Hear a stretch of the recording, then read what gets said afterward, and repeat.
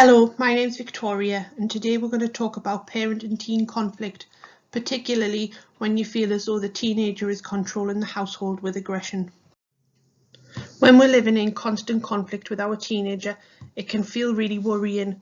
At times, some parents think that it's just a phase that their teenager is going through. However, what we know is that the longer the behaviour continues, the more likely it is to become the normal way that they communicate. Although there are always times that we're going to be in conflict with our teenager, there are times when their behaviour is so controlling, coercive and abusive that they use a pattern of physical, psychological and emotional behaviours to gain a great control over their parent and carer. There are a number of influences that affect our teenagers' behaviour. Some of them we have more control over than others. At times, it feels as though the influence of their peer group, social media and access to online content can be the greatest influence on our teenager. However, what we know is that family experiences and watching other people can often change the way in which our children behave. If a child is living in a household where there has been domestic violence between their parents, it is more likely that they will try to use these behaviours to control one or the other of their parents at some time. In addition to this, sometimes children and young people respond to the way in which requests are made of them by using violence and aggression to get out of complying with the request.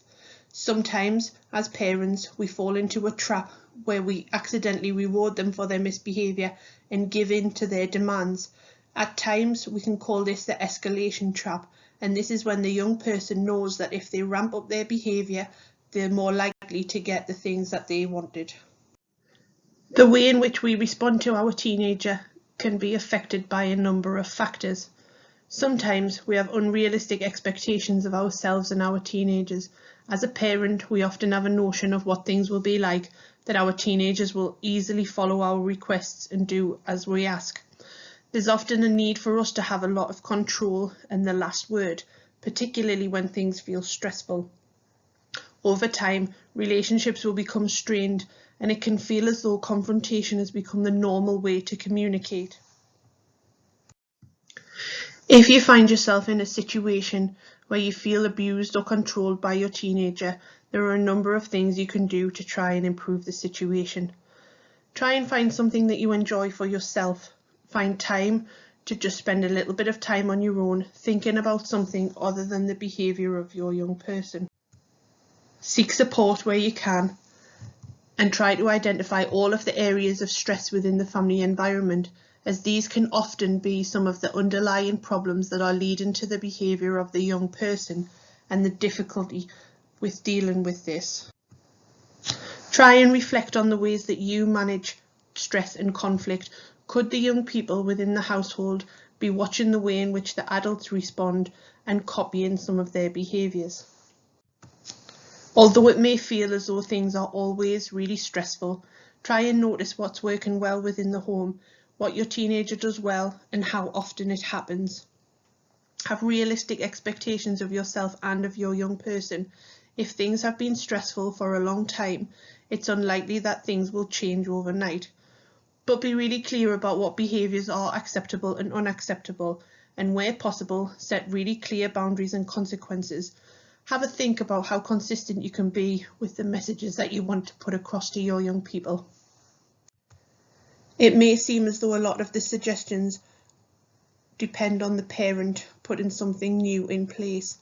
As the adults within the household, we need to take some of the lead on trying to make a long-term change. It may feel as if you're on your own and as though no one else will understand what you're going through. However, try reaching out to family and friends. They may have more experience with this than you think. If it's safe and supportive to do so, the child or the parent may be able to support you with the consequences and boundaries that you wish to put in place. They may also be able to help you with respite care for the young person. If you have been living in an abusive relationship, you can contact the Harbour Support Services on 03000 202525 and ask them for some help and support. They may also be able to help your young person if they have been living in a family home where there has been domestic abuse. Although it may seem very difficult, we would always suggest that someone who was feeling threatened or at risk of harm contacted the emergency services.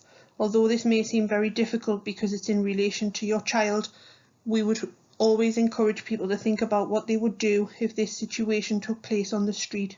We would also ask people to consider the safeguarding of other people within the home, whether that be elderly people or younger children. If you are unsure of the best place to get help and support for you or for your teenager, you can contact Durham's First Contact Service on 03000 267 979 and they'll be able to help you. Please remember, you're not on your own.